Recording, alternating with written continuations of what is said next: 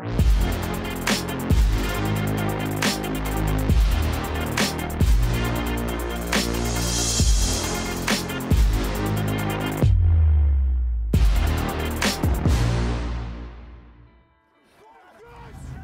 their first defeat of the season against Ayr last week, Melrose took on high-flying Curry, and it was the hosts who claimed the first try. Halfbacks Shiel and Forbes linking, and Adam Hastings, released from Glasgow Warriors, crashes over. Melrose replied. Craig Jackson with a bit of space and a good dummy, and he goes in. And now, a bit of close range grunt.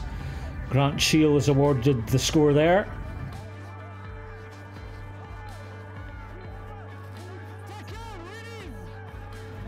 Now Godsmark having to make the tackle. Shiel, and the scrum half finds a bit of space to give his side a 14-12 interval lead.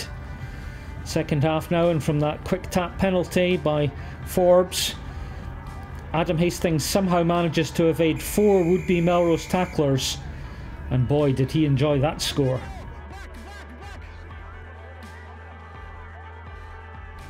Ben Robbins gathers on the right. A good bit of continuity now from Curry. And Richie Vernon sent clear for Curry's third try, result that takes them comfortably into second place in the BT Premiership. At Bridgehawk now, and an early charge down, full up from Hamilton Bar, and that's the opening score for Stirling County. Stephen Longwell on the charge. Mike Adamson scurries round and gets a better view and awards the try to the airtight head. That's his second in successive weeks. Second half now, and here goes Scott Lyle. Tackle missed there, and Ayr, who really dominated the second half after a bit of a defensive guddle there. Good footwork. That's Lyle scoring a second try there. The Edinburgh Derby saw Watsonians gain ample revenge for their loss in the first half of the league season, but the early play saw Heriots claim an interception try there through Robbie Malvina, and then with Jack Turley on the scrum pickup, Tom Wilson's kick ahead. And wasn't that a good bounce for John Ray for Heriots' second try?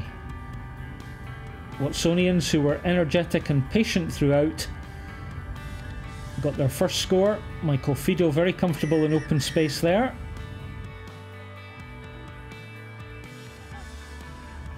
And with Ali Harris in fine form with the goal kicking.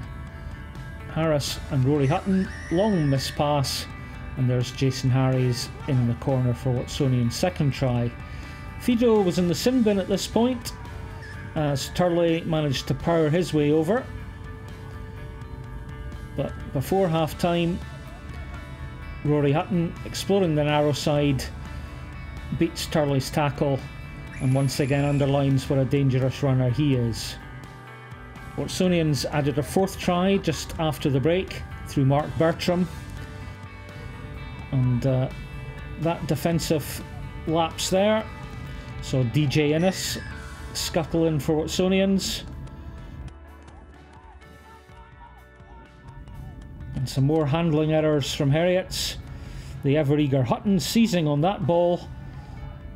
Racing clear for his second try. And quite a day for the Myerside men. At the other end of the table, survival in the BT Premiership was the name of the game. The match between Mar and Boroughmuir, and Mar opened the scoring through that try from Mackenzie Pearce, and it was a scramble again at the other end. Aubrey Mkube pouncing for that score for Boroughmuir. Second half, and power off the base of the scrum from Sammy Vunisa, the Glasgow Warriors pro. But a good follow-up to a charge down there from Archie Erskine, and the Boroughmuir lock crashes over. And then more grunt from Erskine for the decisive third try. At Mansfield Park, Hoyk's late show continuing. Matt Carrier got the opening score in the first half.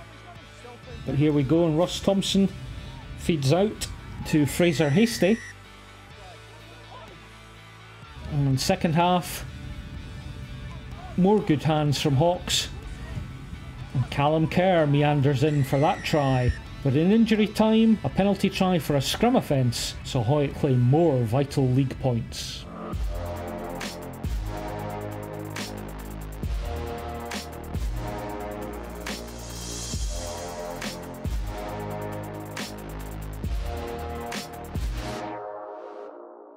Goodfellow, Jed's opening try scorer, as they lead by 7 points to 0, taken on now by Gillespie on halfway. Gregory Young, lovely pass on to Connor Hogg. The loose head on to Callum Young. Gregory Young in support. Lovely pass to Gregory Young. Try time at Riverside. Their second of the game, and their captain scores. Goodfellow with the pass just inside that 22. Monty Mitchell, the New Zealander. Now that looks a lovely weighted kick. Gregory Young gives chase, but it's Callum Young that touches down. The right winger scores try number 3. Goodfellow inside to Gillespie. Hogg. This pass there to Hogg. On to Gregory Young. They're queuing up here. Gregory Young is beaten one man. Lovely reverse pass. Robbie Shearagib lands his 16th try of the season. From the scrummage here, Jed really turning the screw. It's all one-way traffic. Gillespie from the base of the scrum. He doesn't need anyone else. And he touches down. That's his first try of the match. And Jed are racking them up before the break. Taken on by Darren Gillespie.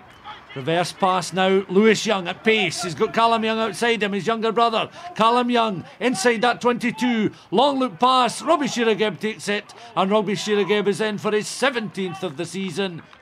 Stuart's Melville now a real chance for them to get points on the board. War of attrition stuff here in front of the Jed Forest posts. It's taken on initially by Duncan Wood. And Craig Willis, the replacement hooker. He's in position. If he can just grab and dot down, and he does just that.